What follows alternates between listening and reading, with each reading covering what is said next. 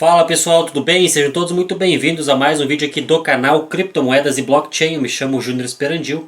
Pessoal, como vocês viram aí na thumbnail, neste vídeo, eu irei explicar a respeito desse novo sistema financeiro que nós estamos adentrando, trazer várias informações, conectar aí os eventos atuais com a introdução, sendo um preparo para o novo sistema financeiro. Então pessoal, vou fazer aqui alguns desenhos, para vocês no decorrer do vídeo. Temos aqui alguns tweets, alguns insights que eu trouxe da inteligência artificial e também irei desenhar algumas coisas para vocês aí para ficar de fácil entendimento, pessoal?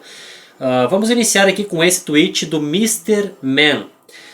Eu forneci evidências empíricas de que o Fed está trabalhando com a Ripple e os títulos do Tesouro.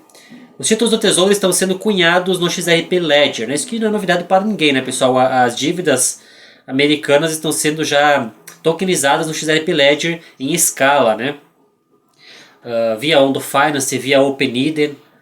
Se você está esperando até ouvir que o Fed é parceiro da Ripple para começar a comprar XRP, você perdeu o trem. Embarque ou fique para trás. É uma escolha muito simples. Lembrando, pessoal, que isso aqui não é dica de investimento, são apenas estudos e informações que eu estou trazendo aí para vocês. Os melhores 7 minutos que você vai assistir hoje. Vou juntar as peças por meio do presidente Jeremy Powell e a Kristalina Georgieva. Essa Kristalina Georgieva, pessoal, ela é a chefe do FMI, ela é a gerente do FMI. Eu já trouxe alguns cortes, inclusive os cortes da Kristalina que estão neste vídeo aqui, pessoal.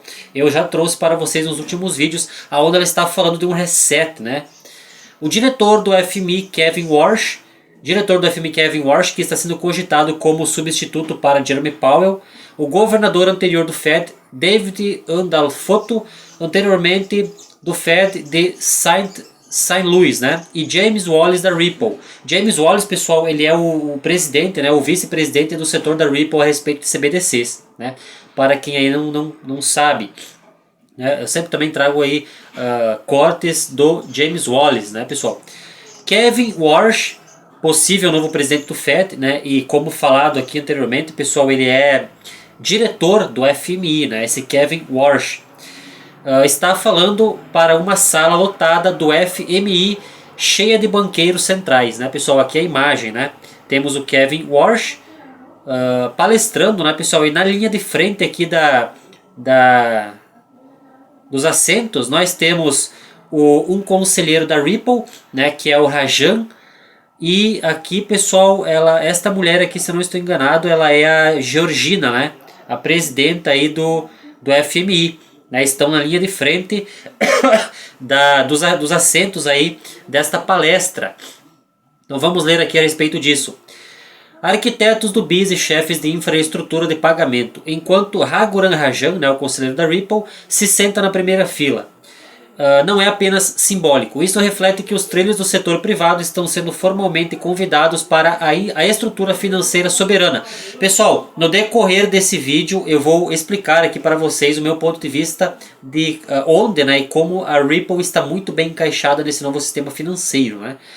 Sob restrições regulatórias e políticas gerenciadas por governos e supranacionais. A posição da Ripple não é substituir o SWIFT ou os bancos centrais. Trata-se de se tornar um dos mecanismos interoperáveis de transação e roteamento de liquidez entre tesourarias tokenizadas, corredores de pagamentos compatíveis com ISO 20022.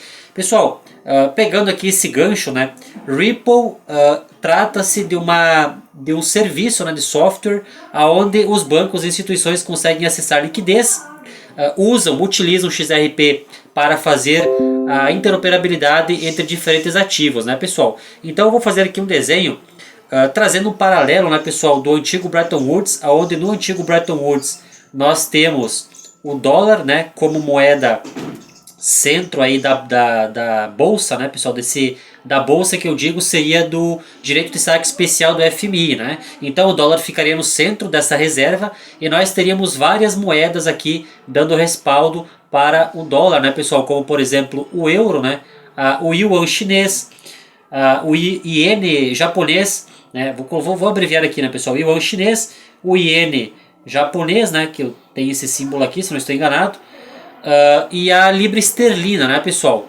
Ground Britain Pound, alguma coisa assim, a libra esterlina. Então, as moedas mais fortes do mundo na época aí do acordo do Bretton Woods, dando respaldo para o dólar, né? E nesse mecanismo, pessoal, o que apoiava, né, o que dava força para o uso do dólar, nós temos aí o petrodólar, né? O petrodólar, onde foi um acordo dos Estados Unidos com a Arábia Saudita, aonde os Estados Unidos protegeriam, né, a Arábia Saudita no setor bélico e em troca o petróleo, né, pessoal, exportado pela Arábia Saudita, né, que é a maior produtora, uma das maiores produtoras do mundo de petróleo.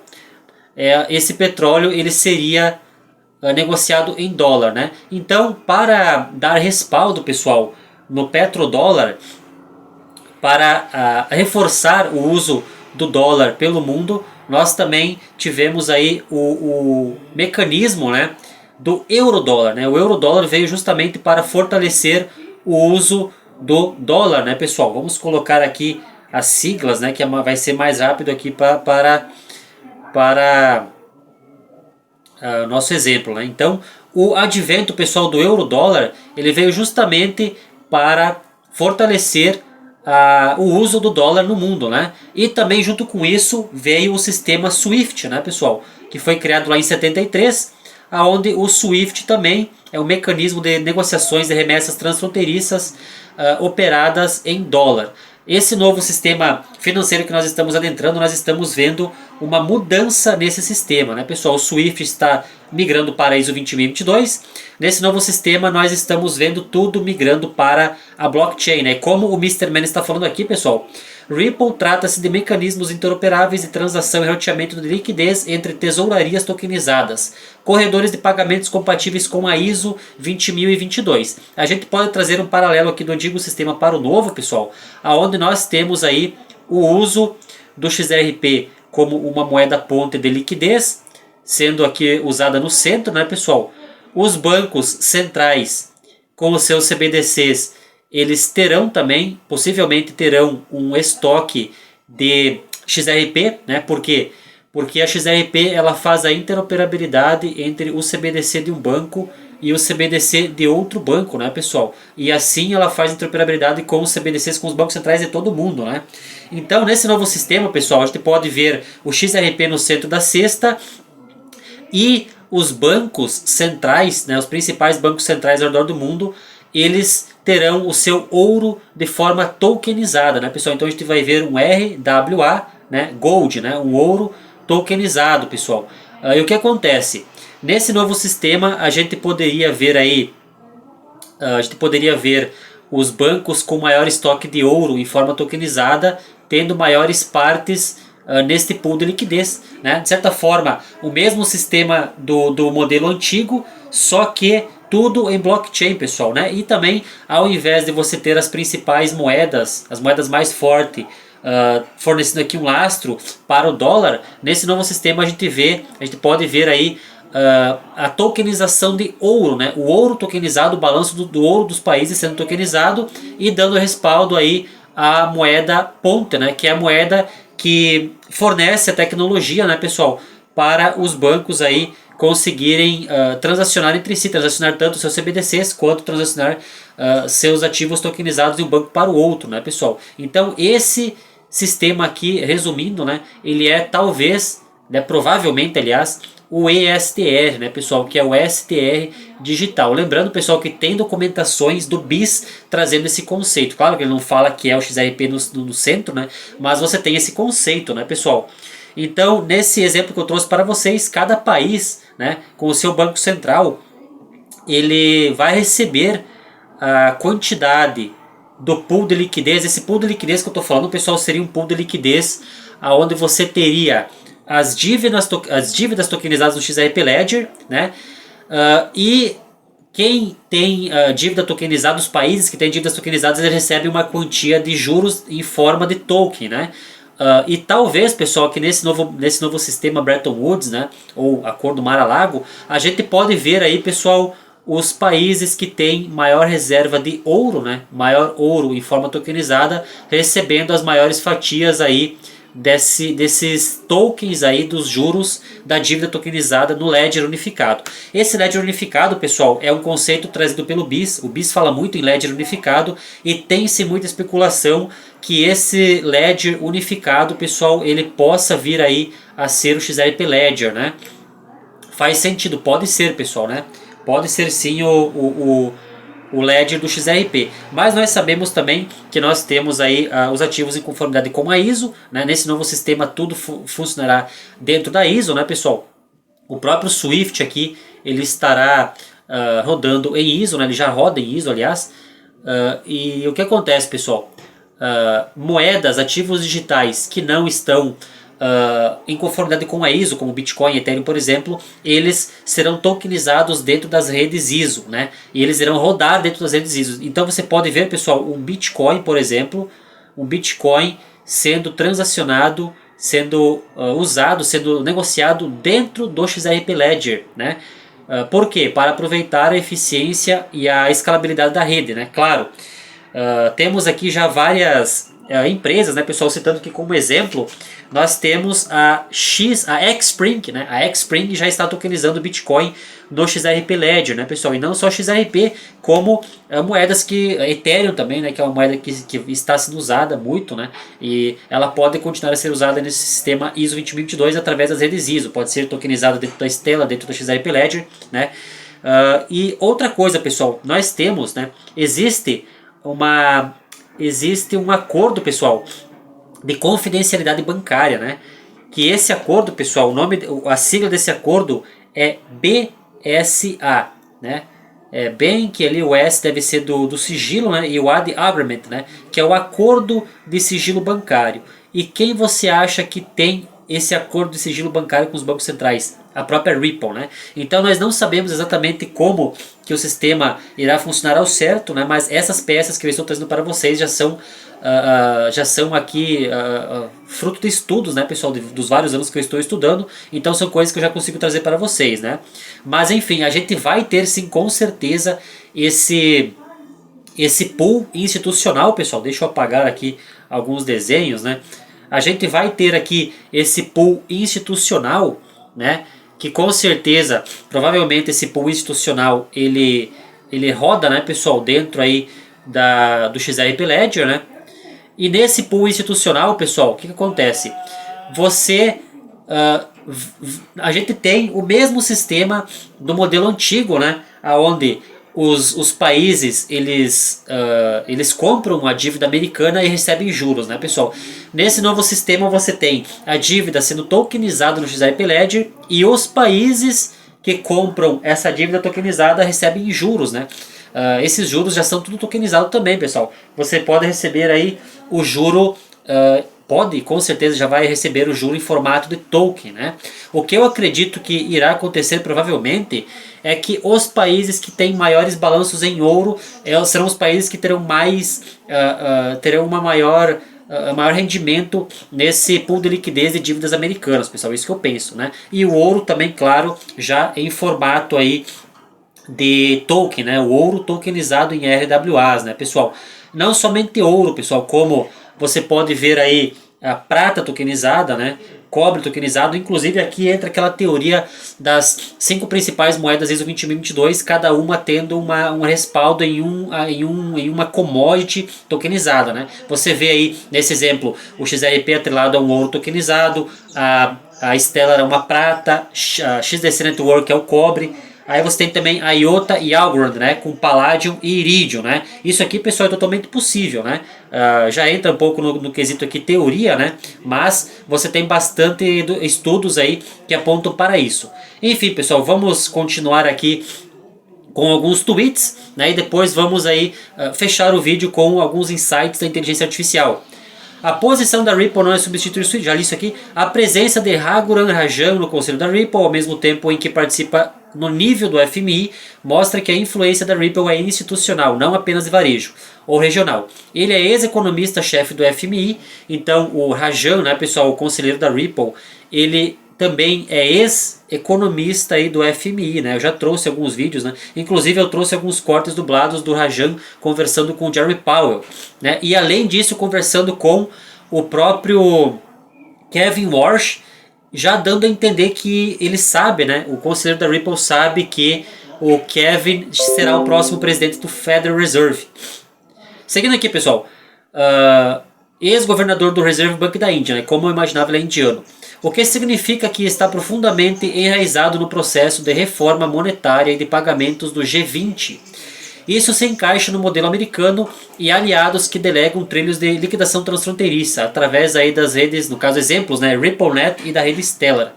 Camadas de conformidade inteligentes, CCIP da Chainlink, mecanismos de troca de ativos tokenizados, né, corredores de stablecoins regulamentadas no setor privado, né, pessoal. O público ainda pensa na Ripple como uma empresa cripto. No nível da política, Ripple é visto como infraestrutura, uma camada de liquidação programável que se alinha com a ISO 20022. E mais do que isso, a Ripple, pessoal, ela estava com a ISO para criar as regras da ISO 20022, né?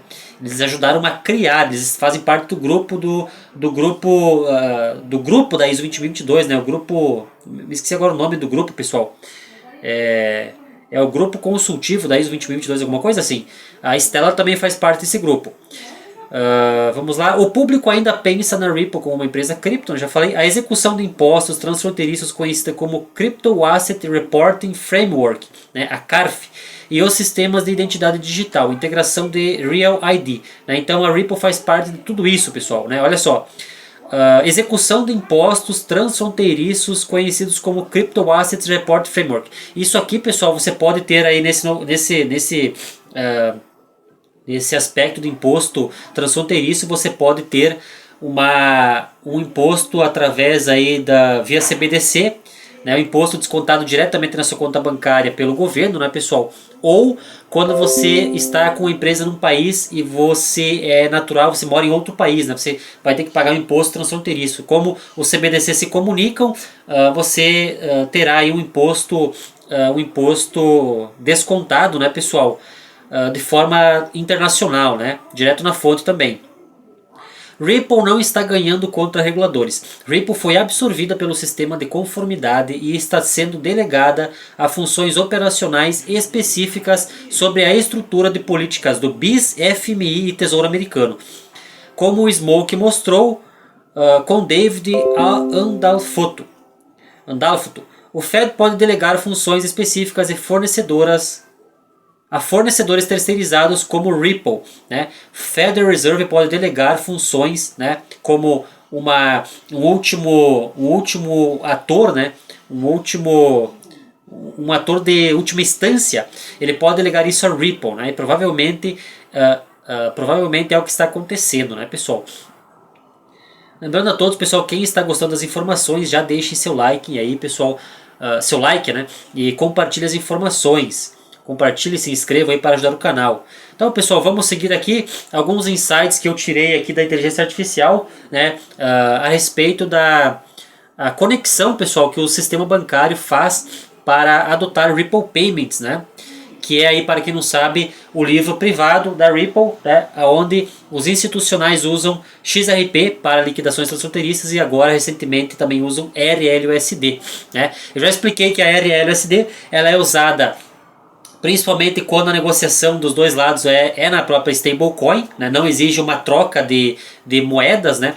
Qualquer transação que exige uma troca, pessoal, de uma stablecoin por outra ou qualquer ativo por outro, já vai exigir e demandar a moeda ponte. Mas uma negociação onde os dois lados recebem stablecoin e a clareza regulatória dos países é muito de fácil procedimento, né? Para essa negociação você usa aí a stablecoin RLUSD.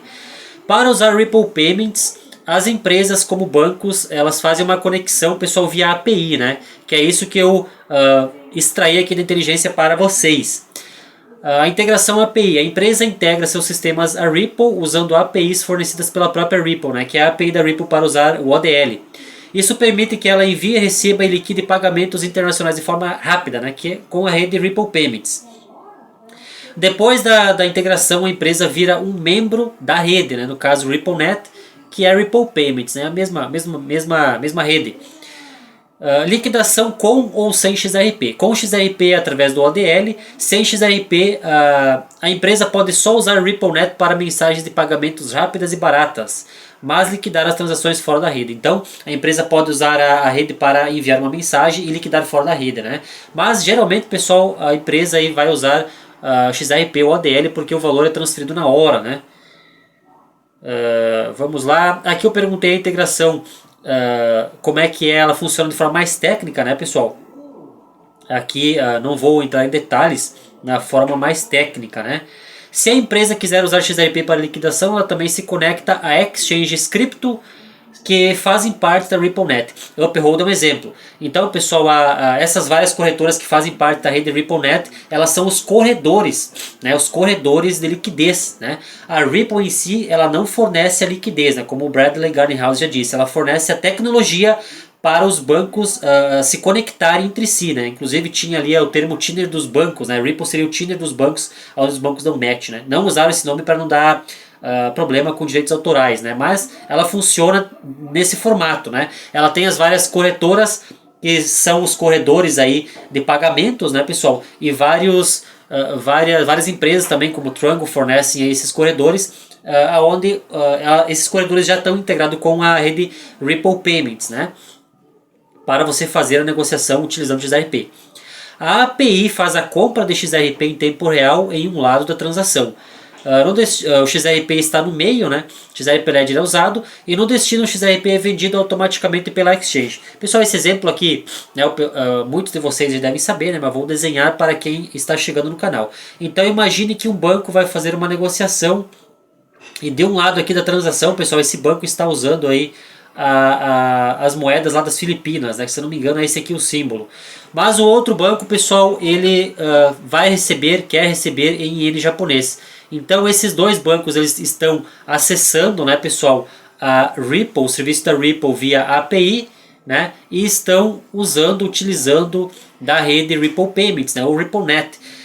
E nessa transação, nessa negociação, você tem o XRP aqui no meio, né, tanto da moeda filipina quanto da moeda japonesa, ou seja, o XRP ele recebe a moeda filipina, ele converte a moeda filipina para o iene japonês, né? E vice-versa, pessoal. Se for de lá para cá, o XRP vai fazer a mesma coisa, tudo isso em segundos, né? Então é assim que funciona a moeda ponte para quem é leigo, né, pessoal? Está conhecendo isso agora. Essa liquidação pode usar tanto o INP.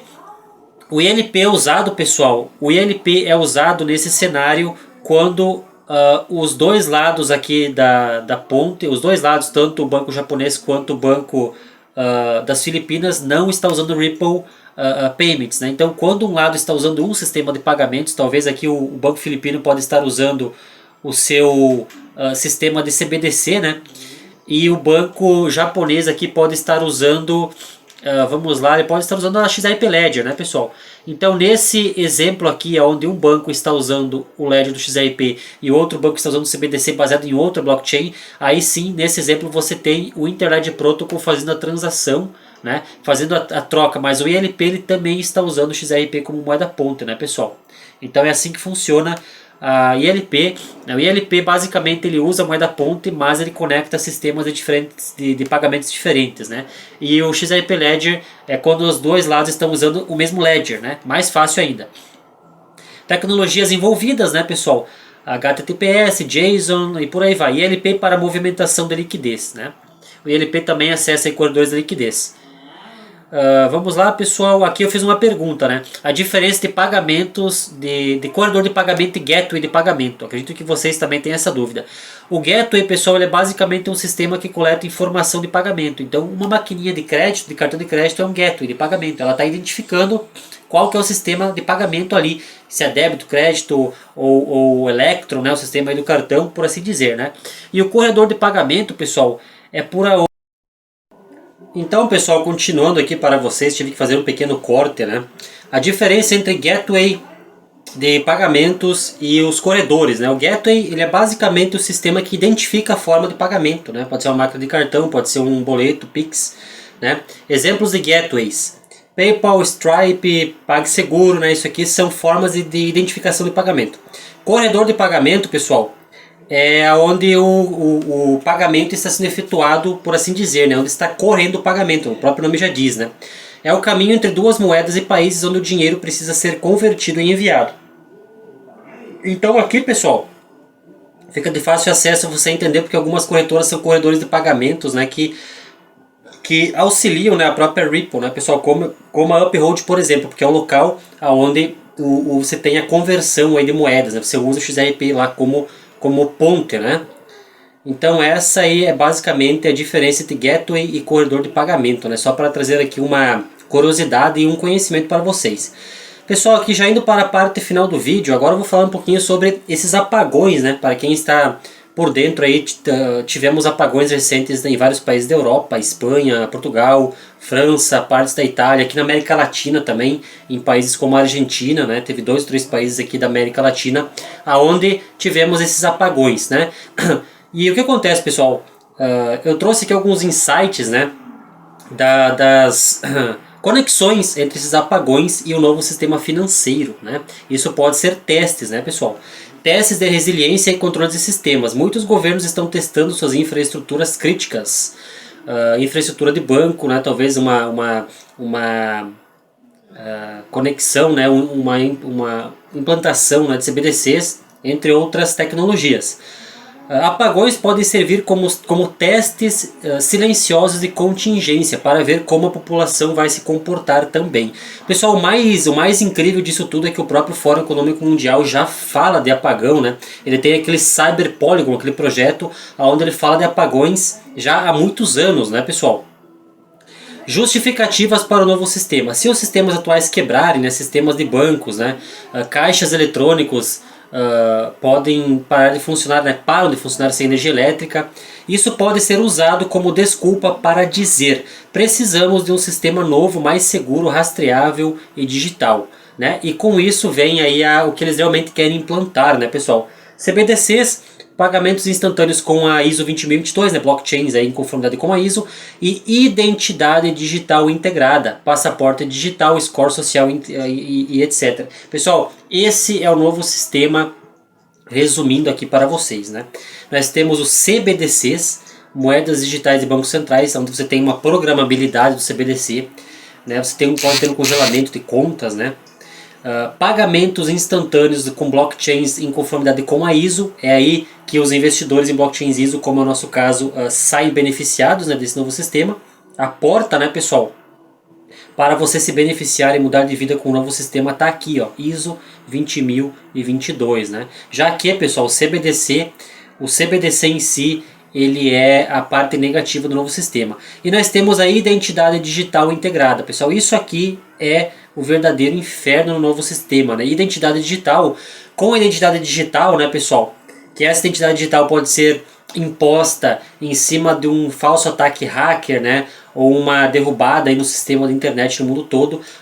As elites, os países, né, as autoridades podem vir com uma justificativa de que você precisa se identificar para entrar na internet, né, para eles terem aí, para eles saberem que você não é um hacker, né? Então essa é uma desculpa, é um inside job, um trabalho interno.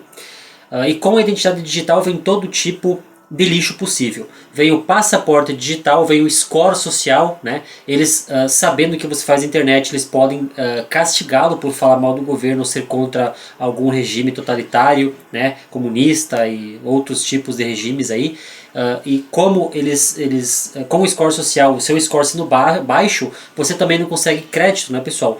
O seu dinheiro é programável, o seu dinheiro é controlado pelo banco porque é um CBDC, está em formato de CBDC, que é basicamente um Pix, né?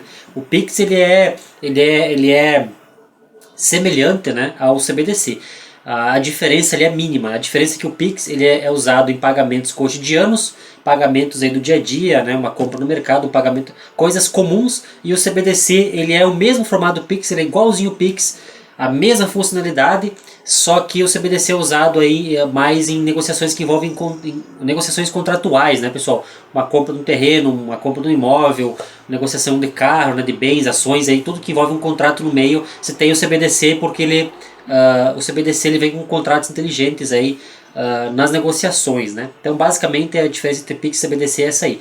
Mas pessoal, a identidade digital é o último passo aí para o controle total do Estado, né, em cima aí do seu dinheiro. Por isso que eu digo, pessoal, a ISO 20022 é uma porta de saída, né, para a gente, de certa forma, conseguir mudar de vida realmente, né, ter uma liberdade financeira em cima dessa mudança. Porque, pessoal, quem não enxergar isso, né, essa porta já está se fechando, quem não enxergar isso a tempo, pessoal, irá ficar refém totalmente do CBDC e da identidade digital, né, pessoal? Porque a identidade digital, com o tempo, passará a ser obrigatória também. Você não vai conseguir viajar sem um passaporte digital. Se você não tomar aí as picadas, né, as vacinas, isso ficará também na sua identidade digital. Você terá problemas, né, terá um problema de score com isso.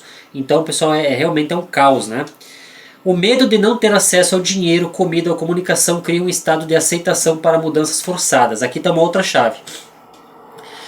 Imagine, pessoal, que após um apagão no país aí que pode perdurar por várias horas, imagine, pessoal, que após esse apagão a sua conta bancária, ela possa estar zerada, né? Você vai lá na sua conta bancária e tem R$ 0, né, pessoal? Então o que acontece?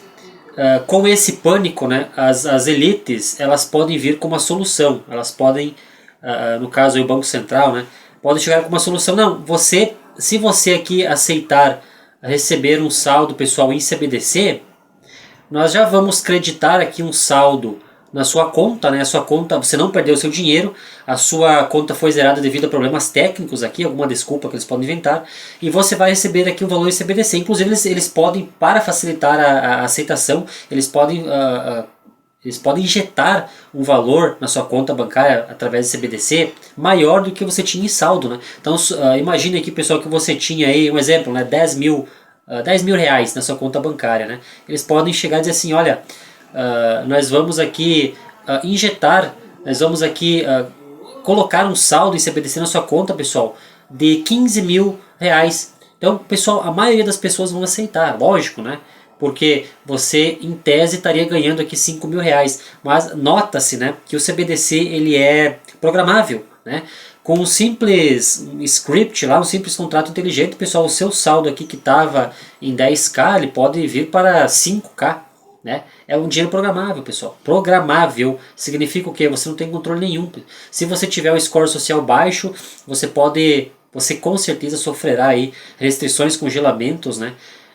No seu saldo bancário ali em CBDC. O povo assustado aceita o novo sistema de bom grado, pois parece a única solução viável. Isso eu acredito fortemente que vai acontecer. Por que os CBDCs precisam de crises? CBDCs precisam de crises porque não são apenas moedas digitais. Elas permitem controle total das transações, né? O banco, no caso, tem controle total, o governo. Né? Programabilidade, por exemplo, usar o dinheiro só em certos lugares ou em certo período de tempo. Né? Eu já expliquei esse conceito de cidades inteligentes de 15 minutos, né, pessoal? Onde você tem aí uma cidade inteligente e essa cidade inteligente de 15 minutos, ela é um raio, né, pessoal, de 15 minutos aí de onde você mora, e você não consegue gastar o seu saldo em CBDCs fora desse raio de 15 minutos, né, ou 15 quilômetros, né, pessoal? É um raio de 15 quilômetros ou 20 quilômetros, você não consegue gastar nenhum dinheiro fora desse raio de 15 quilômetros, porque as empresas que estão fora desse raio, pessoal, elas têm seus CNPJs aí, elas estão todas registradas aí na rede, pessoal. E você tem contratos inteligentes que reconhecem que esse CNPJ está fora do raio, né? Então impossibilitando você a gastar o seu saldo fora do raio dessa cidade inteligente, né? Então realmente, pessoal, CBDC junto com a identidade digital é o combo perfeito para a distopia aí, né? Global, né? Expiração do dinheiro, né, para forçar o consumo. Já temos testes aí nesse âmbito, nesse campo lá na China, né, pessoal? Onde você tem até um tempo específico para gastar seu saldo, senão ele é debitado, né? Ele é apagado, por assim dizer.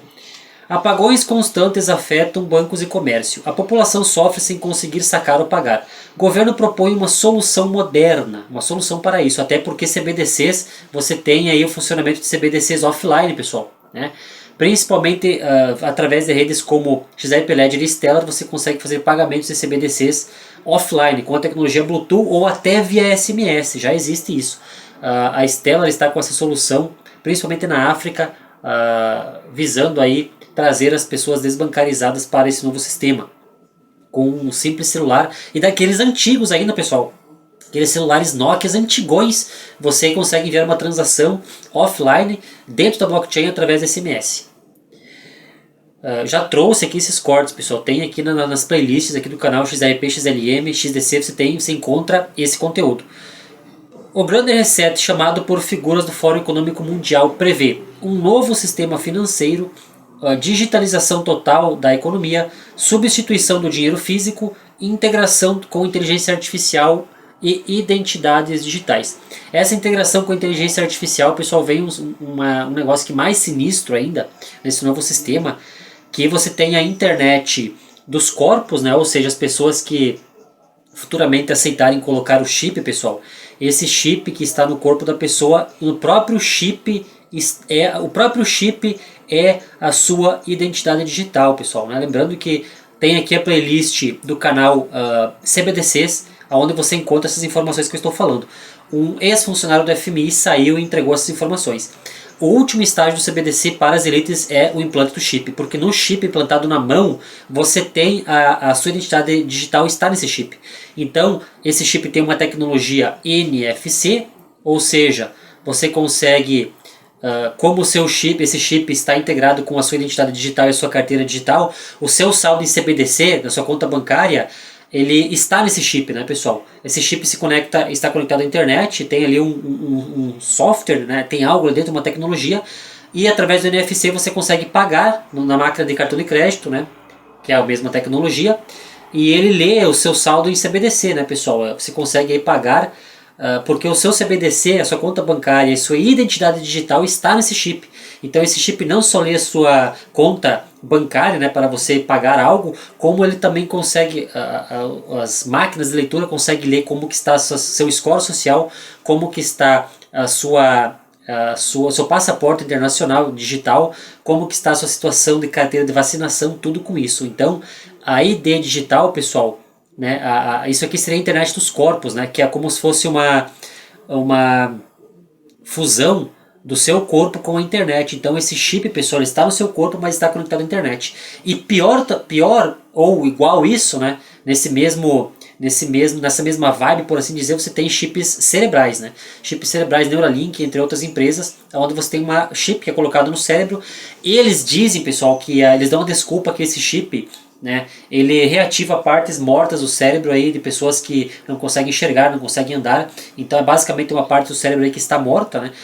Não tem sinais elétricos. O chip ele consegue enviar sinais ali, através de eletrodos, ligar aquela parte do cérebro, a pessoa pode voltar a andar, voltar a enxergar. Isso com certeza é possível, só que essa é a única parte positiva. Eles falam que o chip, né, pessoal, ele não irá controlar a mente das pessoas. Eu discordo disso, né? Eu já acessei aqui conteúdos, já tem informações para trazer para vocês de que o chip ele pode controlar a mente das pessoas, né?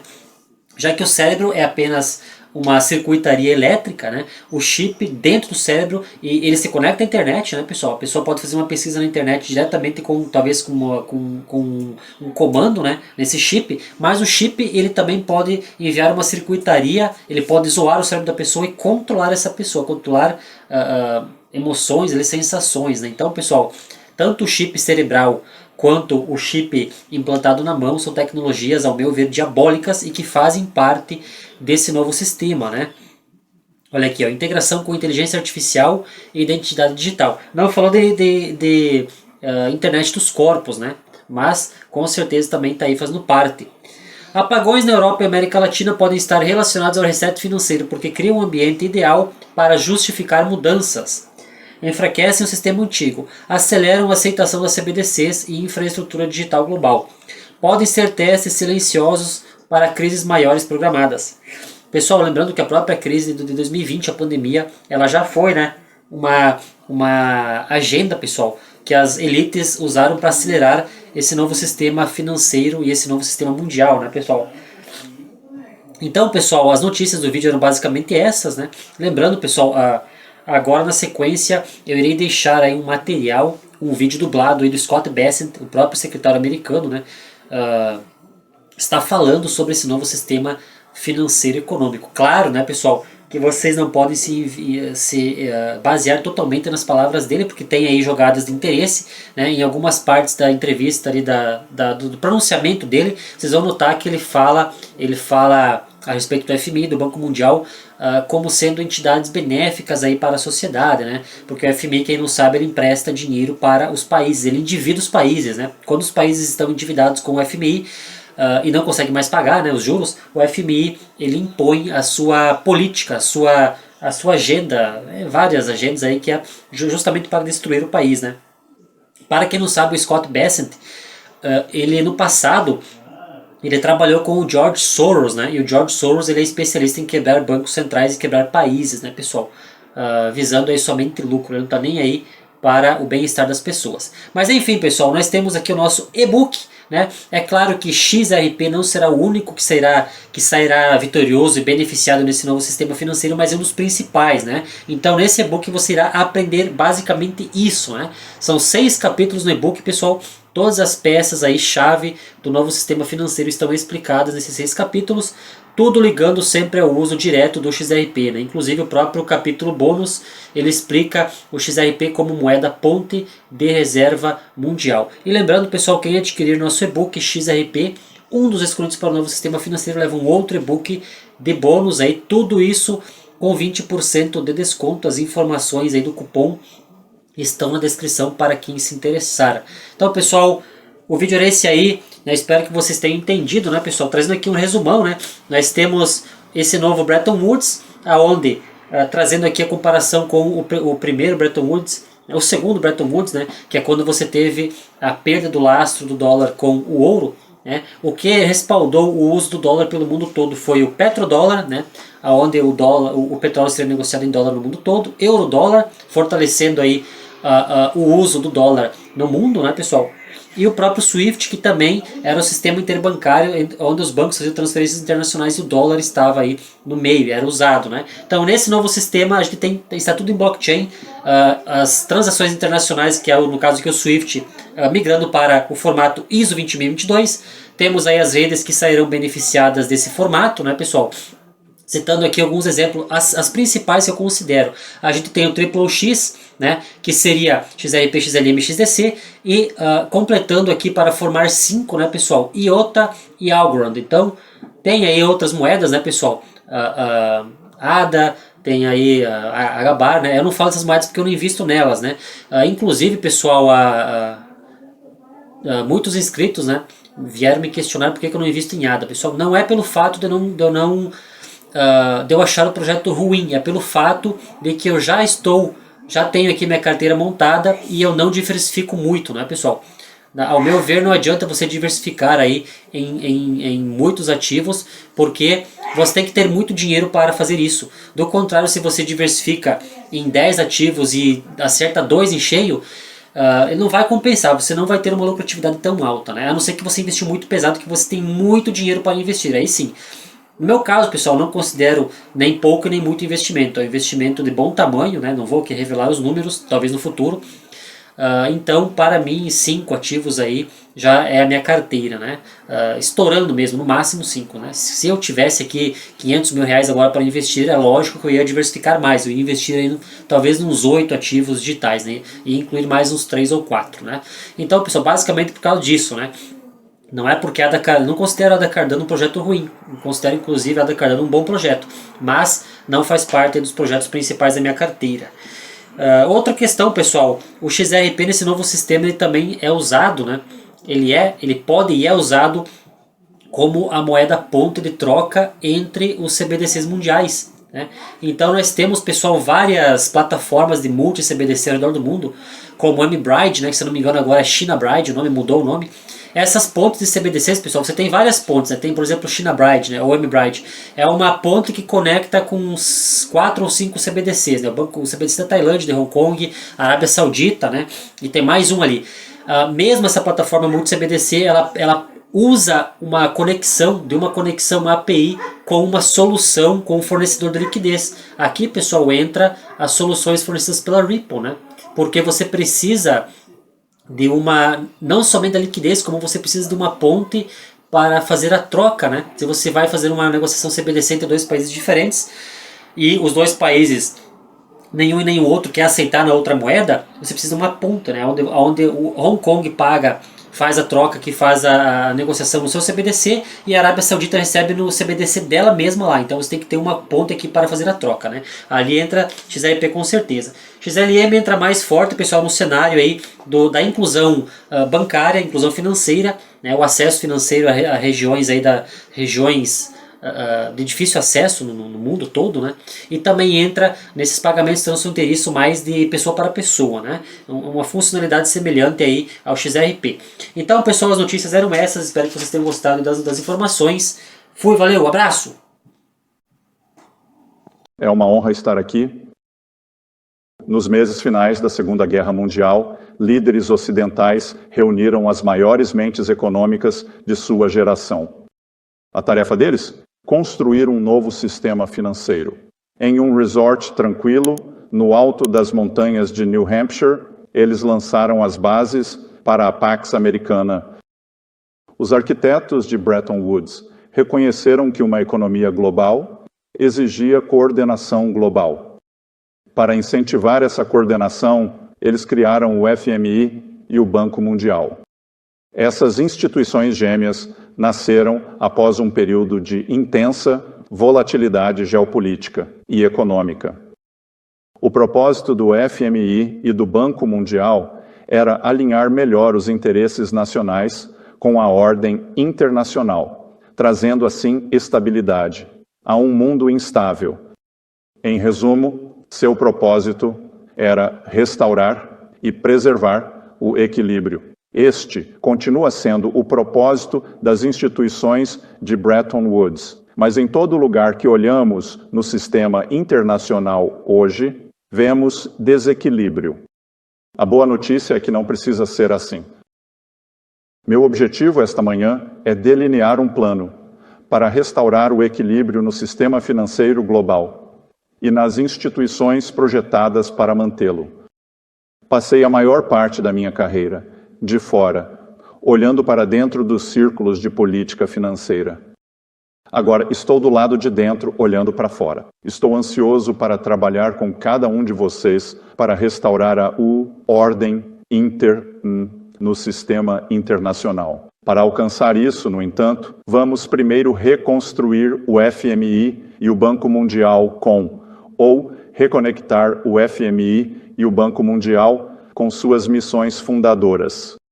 O FMI e o Banco Mundial têm valor duradouro, mas a expansão de suas missões desviou essas instituições do curso. Devemos implementar reformas-chave para garantir que as instituições de Bretton Woods estejam servindo seus stakeholders, e não o contrário. Trazer equilíbrio de volta às finanças globais exigirá liderança clara e objetiva do FMI e do Banco Mundial. Esta manhã, explicarei como eles podem fornecer essa liderança para construir economias mais seguras, fortes e prósperas em todo o mundo. Desejo convidar meus colegas internacionais a se juntarem a nós no trabalho em direção a esses objetivos. Sobre este ponto, desejo ser claro. América em primeiro lugar não significa América sozinha. Pelo contrário, é um chamado para uma colaboração mais profunda e respeito mútuo entre parceiros comerciais. Longe de recuar, a América, em primeiro lugar, busca expandir a liderança dos EUR em instituições internacionais, como o FMI e o Banco Mundial. Ao adotar um papel de liderança mais forte, a América, em primeiro lugar, busca restaurar a justiça ao sistema econômico internacional. Em nenhum lugar, o desequilíbrio que mencionei anteriormente. É mais óbvio do que no mundo do comércio. É por isso que os Estados Unidos estão agindo agora, para reequilibrar o comércio global. Por décadas, administrações sucessivas confiaram em suposições falhas que nossos parceiros comerciais adotariam políticas que promoveriam economia global equilibrada. Em vez disso, enfrentamos a dura realidade de grandes e persistentes déficits dos EMEA, como resultado de um sistema de comércio injusto. Escolhas políticas intencionais de outros países esvaziaram o setor manufatureiro dos Estados Unidos e minaram nossas cadeias de suprimento críticas, colocando em risco nossa segurança nacional e econômica. O presidente Trump tomou medidas fortes para abordar esses desequilíbrios e os impactos negativos que eles têm sobre os americanos. O status quo de desequilíbrios grandes e persistentes não é sustentável. Não é sustentável para os Estados Unidos e, em última análise, não é sustentável para outras economias.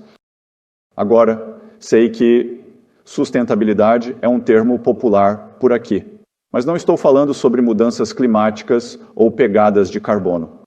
Estou falando sobre estabilidade econômica e financeira, o tipo de sustentabilidade que eleva os padrões de vida e mantém os mercados em funcionamento. As instituições financeiras internacionais devem estar singularmente focadas em manter esse tipo de sustentabilidade, se quiserem ter sucesso em suas missões. Em resposta aos anúncios de tarifas do presidente Trump, mais de 100 países nos procuraram, querendo ajudar a reequilibrar o comércio global. Esses países responderam de forma aberta e positiva às ações do presidente, para criar um sistema internacional mais equilibrado. Estamos envolvidos em discussões significativas e esperamos conversar com outros. A China, em particular, precisa de um reequilíbrio. Dados recentes mostram que a economia chinesa está se inclinando ainda mais para longe do consumo, em direção à manufatura.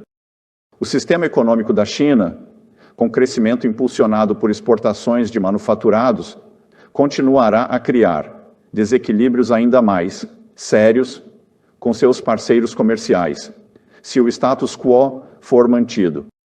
O modelo econômico atual da China é baseado em exportar para sair de seus problemas econômicos. É um modelo insustentável que está prejudicando não apenas a China, mas o mundo inteiro. A China precisa mudar. O país sabe que precisa mudar, todos sabem que precisa mudar. E queremos ajudar nessa mudança, porque também precisamos de reequilíbrio. A China pode começar movendo sua economia para longe do excesso de capacidade de exportação e em direção ao apoio aos seus próprios consumidores e à demanda interna. Tal mudança ajudaria no reequilíbrio global, que o mundo precisa desesperadamente. Claro, o comércio não é o único fator nos desequilíbrios econômicos globais mais amplos.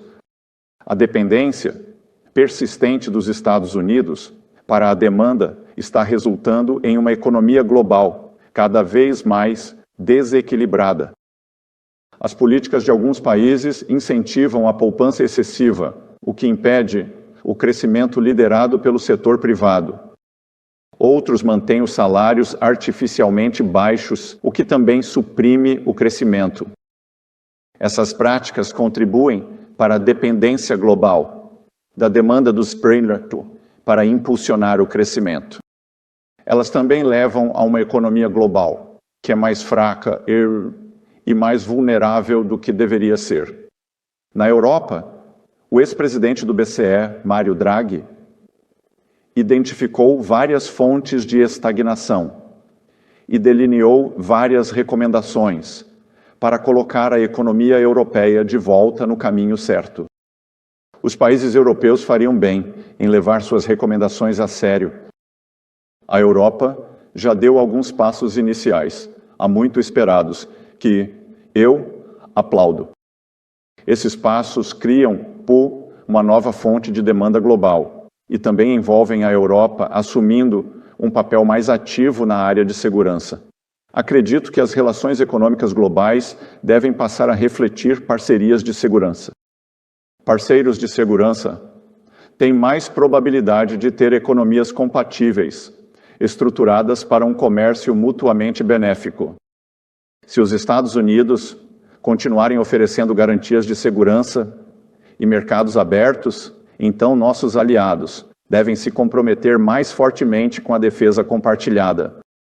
As ações iniciais da Europa em aumentar os gastos fiscais e de defesa são prova de que as políticas da administração Trump estão realmente funcionando.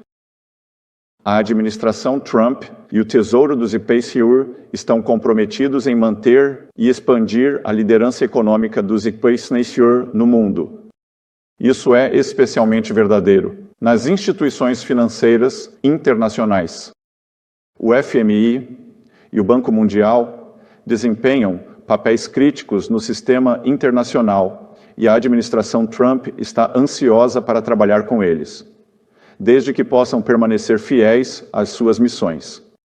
E sob o status quo, eles estão ficando aquém. As instituições de Bretton Woods devem se afastar de suas agendas amplas e desfocadas, que têm sufocado sua capacidade de cumprir seus mandatos principais.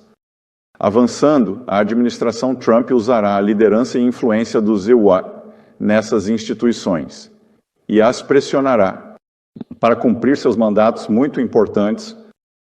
Os Estados Unidos também exigirão que a gestão e as equipes dessas instituições sejam responsáveis por demonstrar por nós no progresso real. Convido todos vocês a se juntarem a nós no trabalho para reorientar essas instituições em suas missões principais. É do nosso interesse coletivo fazer isso. O FMI.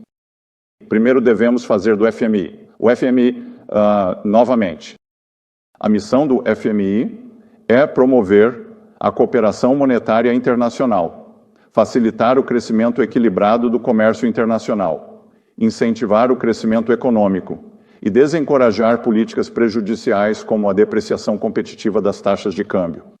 Essas são funções extremamente importantes para apoiar as economias do ZEO e do mundo.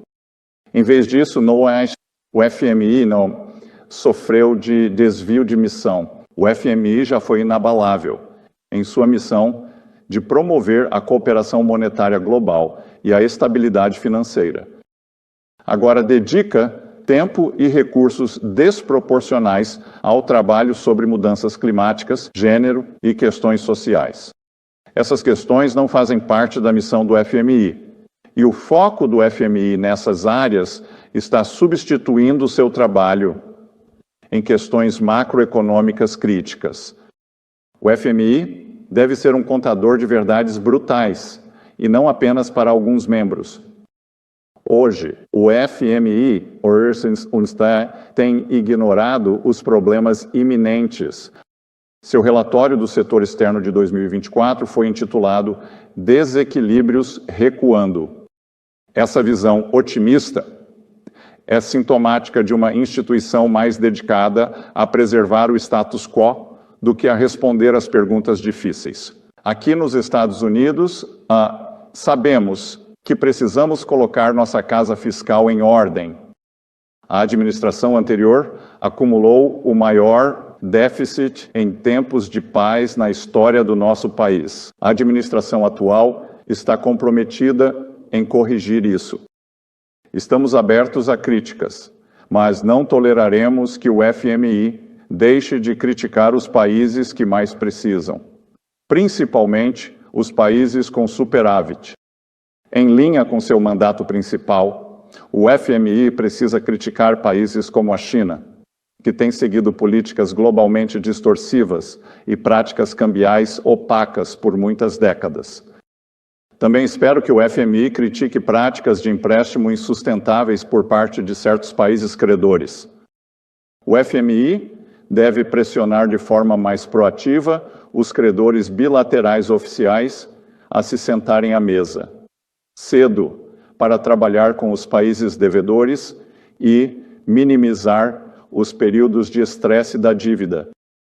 O FMI deve refocar seus empréstimos em resolver problemas de balanço de pagamentos e seus empréstimos devem ser temporários. Quando feito de forma responsável, o empréstimo do FMI está no cerne de sua contribuição para a economia global. Quando os mercados falham, o FMI intervém e disponibiliza recursos. Em troca, os países implementam reformas econômicas para resolver seus problemas de balanço de pagamentos e apoiar o crescimento econômico. As reformas realizadas durante esses programas são algumas das contribuições mais importantes do FMI para uma economia global forte, sustentável e equilibrada. A Argentina é um exemplo adequado. Estive na Argentina no início deste mês para demonstrar o apoio dos Estados Unidos aos esforços do FMI para ajudar o país a se restabelecer financeiramente. A Argentina merece o apoio do FMI, porque o país está fazendo progressos reais em direção ao cumprimento de metas financeiras. Mas nem todos os países são tão merecedores. O FMI deve responsabilizar os países pela implementação de reformas econômicas e, às vezes, o FMI precisa dizer não. A organização não tem obrigação de emprestar a países que não implementam reformas. A estabilidade econômica e o crescimento devem ser os indicadores do sucesso do FMI, não a quantidade de dinheiro que a instituição empresta. Banco Mundial. Assim como o FMI, o Banco Mundial deve ser novamente adequado ao seu propósito. O Grupo Banco Mundial ajuda os países em desenvolvimento a crescerem suas economias, reduzirem a pobreza, aumentarem apoio ao investimento privado, criação de empregos no setor privado e redução da dependência de ajuda externa. Oferece financiamento de longo prazo transparente e acessível para que os países invistam em suas próprias prioridades de desenvolvimento. O banco, juntamente com o fundo, fornece amplo apoio técnico para promover a sustentabilidade da dívida entre os países de baixa renda, o que capacita esses países a enfrentar termos de empréstimo coercitivos e opacos de outros credores. Essas funções centrais do Banco Mundial complementam os esforços da administração Trump para fomentar economias mais seguras, fortes e prósperas nos Estados Unidos e no mundo. Mas o banco, assim como o FMI, se desviou em certos aspectos de sua missão inicial. O banco não deve mais esperar cheques em branco para marketing centrado em palavras de ordem vazias, acompanhados de compromissos pouco entusiásticos com a reforma. À medida que o banco retorna à sua missão central, ele deve usar seus recursos da maneira mais eficiente e eficaz possível, e deve fazê-lo de formas que demonstrem valores tangíveis para todos os países membros.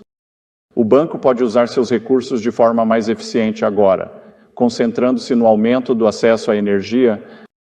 Líderes empresariais em todo o mundo identificam o fornecimento de energia não confiável como um dos principais impedimentos ao investimento. A iniciativa conjunta Missão 300 do Banco Mundial e do Banco Africano de Desenvolvimento para expandir o acesso à energia para mais 300 milhões de pessoas na África é um esforço bem-vindo. Mas o Banco Mundial deve responder às prioridades e necessidades energéticas dos países e focar em tecnologias confiáveis que possam sustentar o crescimento econômico, em vez de buscar atender a metas distorcidas de financiamento climático. Aplaudimos o recente anúncio de que o Banco Mundial buscará remover as proibições ao apoio à energia nuclear, o que poderia revolucionar o fornecimento de energia para muitos mercados emergentes. Incentivamos o banco a ir além, dando aos países acesso a todas as tecnologias que possam fornecer geração de carga base, acessível. O Banco Mundial deve ser neutro em relação à tecnologia e priorizar a acessibilidade nos investimentos em energia. Na maioria dos casos, isso significa investir em gás e outras produções de energia baseadas em combustíveis fósseis. Em outros casos, isso pode significar investir em energia renovável, juntamente com sistemas para ajudar a gerenciar a intermitência do vento e do sol. A história da humanidade ensina uma lição simples: a abundância de energia gera abundância econômica. É por isso que o banco deve incentivar uma abordagem abrangente. Para o desenvolvimento energético, tal abordagem tornará o financiamento do Banco Mundial mais eficaz e reconectará o banco à sua missão central de crescimento econômico e redução da pobreza. Além de aumentar o acesso à energia, o Banco Mundial pode usar seus recursos de forma mais eficaz, começando a aplicar sua política de graduação. Isso permitiria ao banco focar em empréstimos para países mais pobres e com menor capacidade de crédito. É aqui que o apoio do Banco Mundial faz a maior diferença para a pobreza e o crescimento. Em vez disso, o Banco Mundial continua a emprestar todos os anos para países que já cumpriram os critérios para se graduarem do empréstimo do Banco Mundial. Não há justificativa para esse empréstimo contínuo. Isso desvia recursos de prioridades mais altas e impede o desenvolvimento de mercados privados. Também desincentiva os esforços dos países para se afastarem da dependência do Banco Mundial e se direcionarem para um crescimento liderado pelo setor privado, rico em empregos. No futuro, o banco deve estabelecer prazos firmes, de graduação para países que há muito tempo já cumpriram os critérios de graduação. Tratar a China, o segundo maior país do mundo, como um país em desenvolvimento é absurdo. Embora tenha sido às custas de muitos mercados ocidentais, a ascensão da China foi rápida e impressionante. Se a China quer desempenhar um papel na economia global condizente com sua real importância, então o país precisa se graduar. Nós acolhemos isso. O Banco Mundial também deve implementar políticas de aquisição transparentes com base no melhor valor.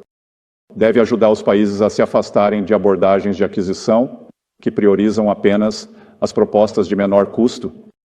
Tais políticas de aquisição recompensam políticas industriais distorsivas e subsidiadas que prejudicam o desenvolvimento. Elas também podem sufocar o setor privado e incentivar a corrupção e a conluio, resultando em um custo maior a longo prazo. Políticas de aquisição baseadas no melhor valor são melhores tanto do ponto de vista da eficiência quanto do desenvolvimento, e sua implementação robusta beneficiará o banco e seus acionistas. Relacionado a este assunto, desejo enviar uma mensagem forte e enfatizo forte sobre as políticas de aquisição no que diz respeito à Ucrânia. Ninguém que financiou ou forneceu para a máquina de guerra russa será elegível para os fundos destinados à reconstrução da Ucrânia. Ninguém. Para concluir, convido nossos aliados a trabalharem conosco enquanto reequilibramos o sistema financeiro internacional, refocando o FMI e o Banco Mundial em suas cartas fundadoras. América, em primeiro lugar, significa que estamos redobrando nosso engajamento com o sistema econômico internacional, incluindo o FMI e o Banco Mundial. Um sistema econômico mais sustentável será aquele que melhor atende aos interesses dos Estados Unidos e de todos os outros participantes do sistema. Estamos ansiosos para trabalhar com todos vocês neste empreendimento. Obrigado.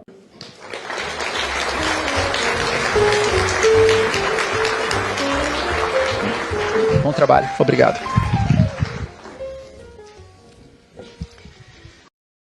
Senhor secretário, obrigado por se juntar a nós aqui hoje.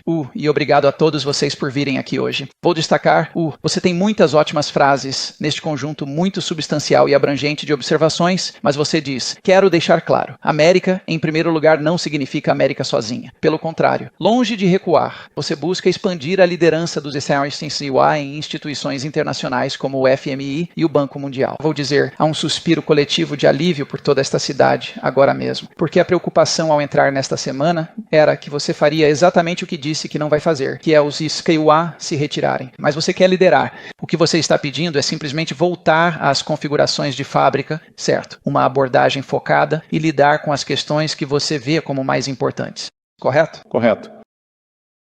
Como eu disse nas minhas audiências de confirmação, eu acho que o envolvimento dos EUA com as instituições financeiras internacionais e multilaterais, devemos nos envolver e devemos estar nisso para vencer, para o povo americano e para os outros países e para os países clientes.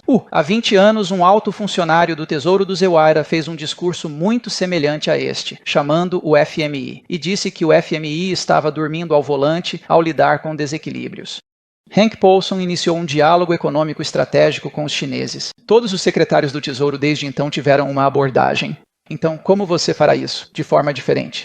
E como você acha que procederá nessa abordagem? Qual é a sua filosofia? Quais são suas ferramentas? E como você executará isso? Bem, veja, eu acho que nosso movimento em direção a reordenar o sistema financeiro ou de comércio é um começo.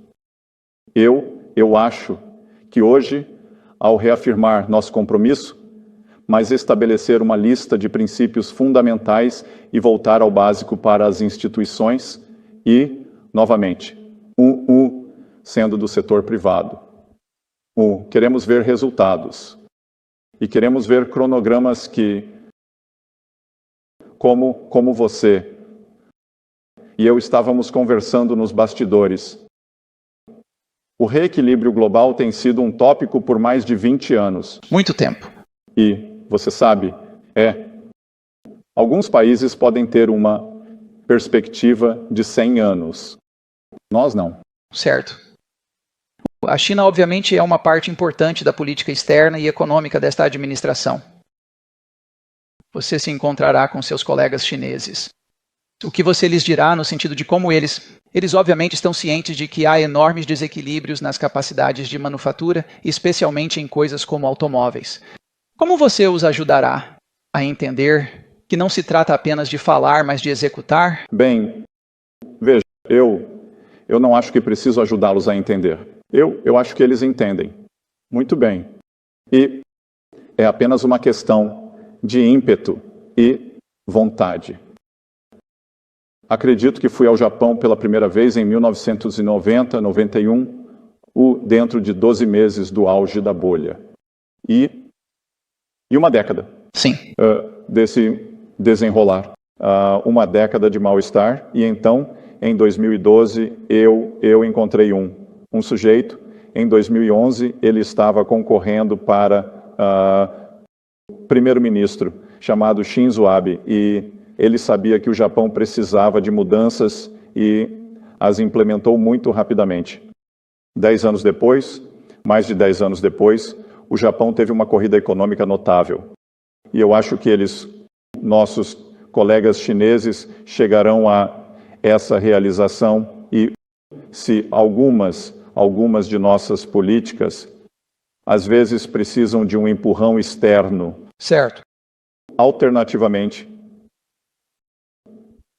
o que eu disse anteriormente, há uma oportunidade para um grande acordo aqui, que os EUA estão buscando reequilibrar para mais manufatura. A identidade disso seria menos consumo.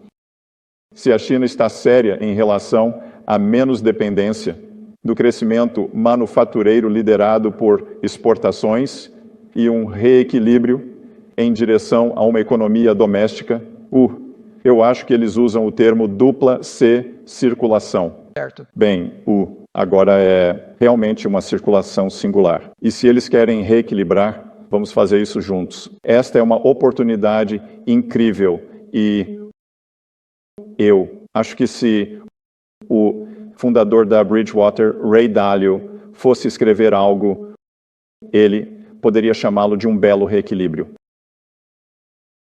De fato.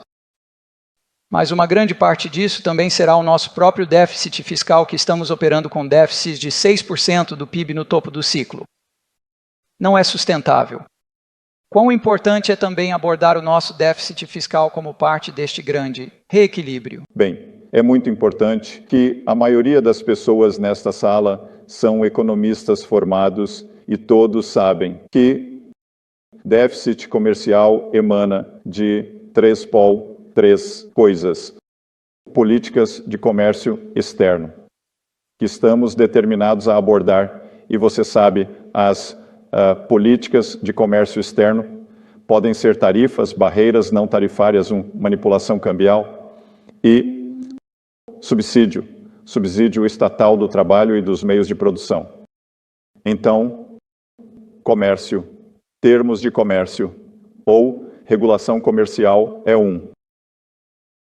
2 é o nosso déficit orçamentário. Então, quanto maior o nosso déficit, mais isso cria uma sucção de demanda. Também eleva as taxas de juros. E então, 3, o nível do dólar. Os EUA continuamos a ter uma política de dólar forte e o dólar se ajustará com base nos mercados. Todos me perguntam, bem, o que significa um dólar forte? E para mim, o dólar forte significa ter as políticas em vigor para merecer fluxos de capital e ter confiança. Mas isso não significa que o preço na tela da Bloomberg todos os dias, e isso também tem significados diferentes em termos de preços bilaterais. Certo. Preços. Então é realmente triplo. Mas, Tim, para a sua pergunta, eu falei sobre como não chegamos aqui rapidamente com os gastos. Os MIT-UA não têm um problema de receita, temos um problema de gastos. E eu sugeri, quando conheci o presidente Trump pela primeira vez, para falar sobre juntar-me à sua campanha há 2 anos, que precisamos voltar a um déficit orçamentário sustentável a longo prazo, algo com 1,3 na frente. O que funciona? Temos 2% de crescimento nominal, prevemos 1,8% de crescimento, que poderia ser muito maior se implementarmos nossas políticas econômicas. Agora você reafirmou a política do dólar forte, primeiramente articulada por Bob Rubin. Valéry Giscard d'Estaing, nos anos 1960, falou sobre o privilégio exorbitante do dólar do Israel. Há alguns nesta cidade que questionam esse privilégio e, na verdade, o veem como um fardo. Você vê isso como um privilégio? Que os euros estão no centro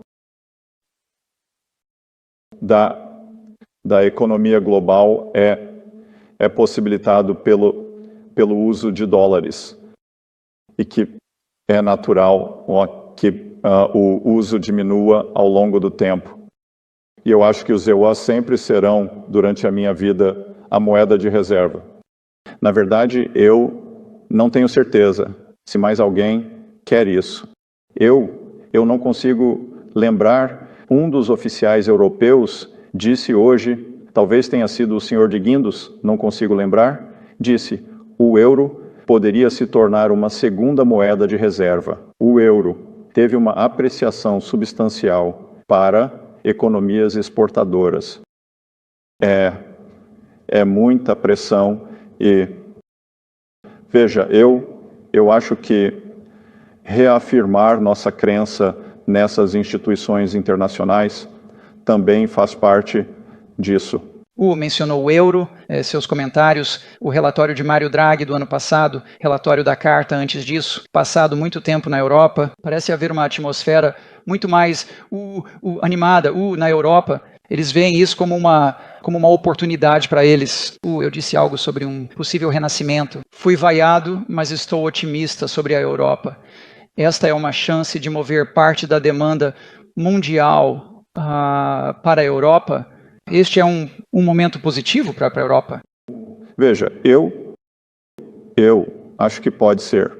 E não foi em linha reta, não foi sempre da maneira que um diplomata treinado teria feito. Mas acho que todos devemos parabenizar o presidente Trump.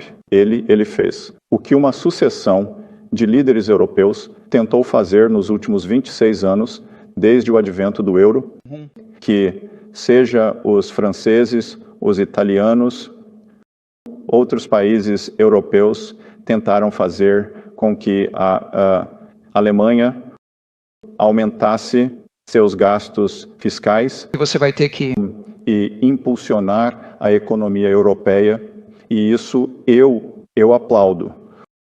Esses esforços iniciais, porque é uma combinação. É uma combinação de estímulo econômico e é uma combinação de compartilhamento de encargos no continente europeu para a defesa. E você sabe, como eu disse muitas vezes antes, segurança econômica é segurança nacional. Segurança nacional é segurança econômica. Então, se este plano europeu funcionar, eu aplaudo isso. Tive uma reunião privada com o ministro das Finanças da Espanha na semana passada, 2 semanas atrás, e ele disse: você vai se surpreender positivamente com o que faremos em relação aos gastos militares. E este número de 2% hoje, ele estava certo. Sim. Então você já está assumindo essas tarefas. Você tem a China, mais consumo, menos investimento, lidar com o excesso de capacidade de manufatura deles. A Europa é uma grande oportunidade, o Zé Neua se reequilibrando aqui, incluindo no fiscal. Então, o que quer que o FMI faça? O que espera de Ponte Cristalina e do Conselho em uma nova direção, voltando às configurações de fábrica? Bem, novamente eu acho que tem sido apenas uma expansão da missão. Sim. E ocasionalmente você tem que podar seu jardim quando as ervas daninhas crescem, e eu acho que é voltar ao básico. Quais são nossas prioridades e como vamos julgar o sucesso? E o Banco Mundial, você discutiu sobre a graduação dos países de médio porte que já deveriam ter se graduado há algum tempo. Isso muda o modelo comercial do Banco Mundial, mas obviamente você acha que é importante que eles precisam ser graduados? Sim. Como o presidente Trump diz, é senso comum que você não pode ter a segunda maior economia do mundo. E eles, como eu disse no meu discurso, eu aplaudo o seu rápido crescimento, mas você não pode ter os dois. Eu tenho um adolescente que às vezes quer ser tratado como uma criança, às vezes quer ser tratado como um adulto. E sim. Eles... Tenho desses. Sim. Sim. Eles tinham uma economia adulta. Você mencionou energia, especificamente nuclear, durante a campanha, e desde que se tornou secretário, você falou sobre produção de energia como uma de suas pernas importantes. Os EUA produzem cerca de 13 milhões de barris de petróleo por dia, sendo o maior produtor do mundo. O que mais precisamos fazer aqui, e como o Banco Mundial, o que eles precisam fazer mais para incentivar os combustíveis fósseis, bem como a energia nuclear, e presumo tudo isso? Se é assim, veja, para o crescimento econômico é a abundância de energia.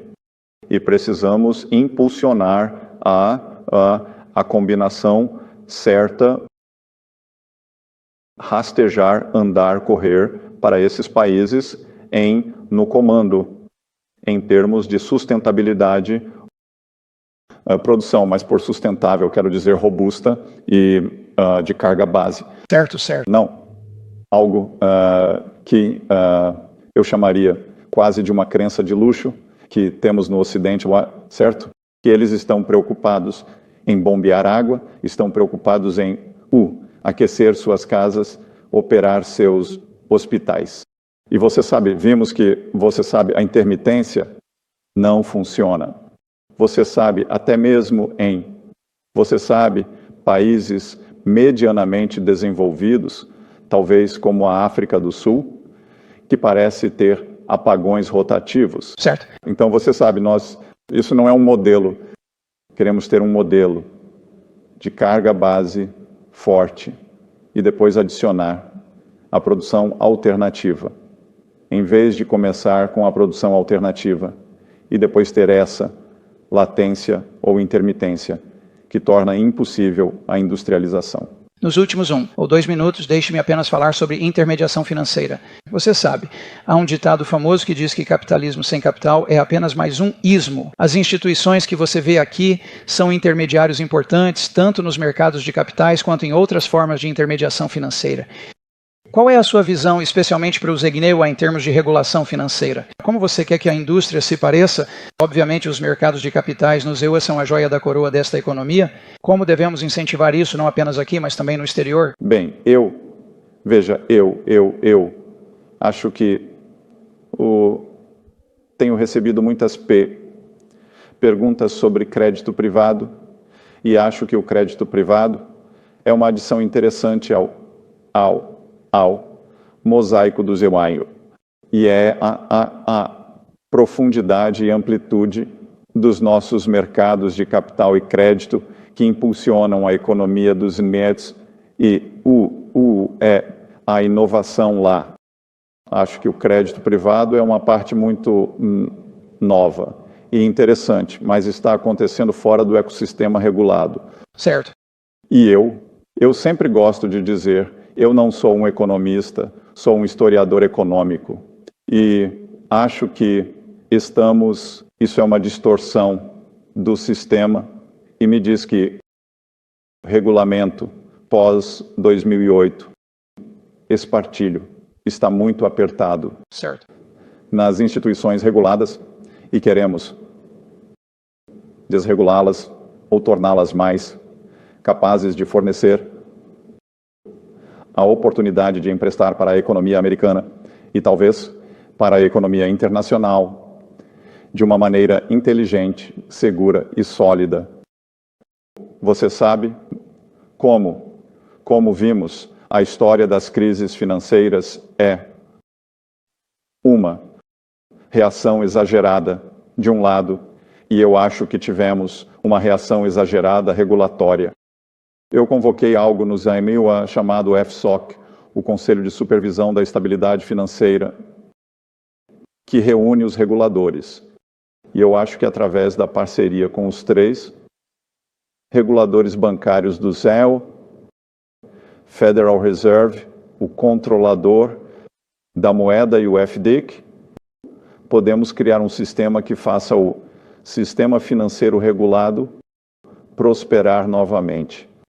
E o que o ZEUA tem, que é diferente da maioria dos outros países do G7, é apenas o número de instituições financeiras. Certo. Nós não temos 5 grandes bancos, 3 grandes bancos. E nos EUA, os bancos comunitários e pequenos bancos que são responsáveis por 70% dos empréstimos agrícolas, 40% dos empréstimos para pequenas empresas, 40% dos empréstimos imobiliários. E tivemos esse incrível boom em Wall Street. Eu acho que Wall Street pode continuar indo bem. Mas eu acho que é a vez da Main Street compartilhar da prosperidade. E eu acho que foi o recuo dos pequenos bancos após a crise financeira global que criou essa estagnação na Main Street e estamos determinados a corrigir isso. Senhor secretário, eu sempre digo que o Tesouro é a voz sóbria da razão. O que ouvimos hoje de você é uma voz sóbria da razão. Desejamos a você tudo de melhor. Senhoras e senhores, uma salva de palmas para o secretário do Tesouro.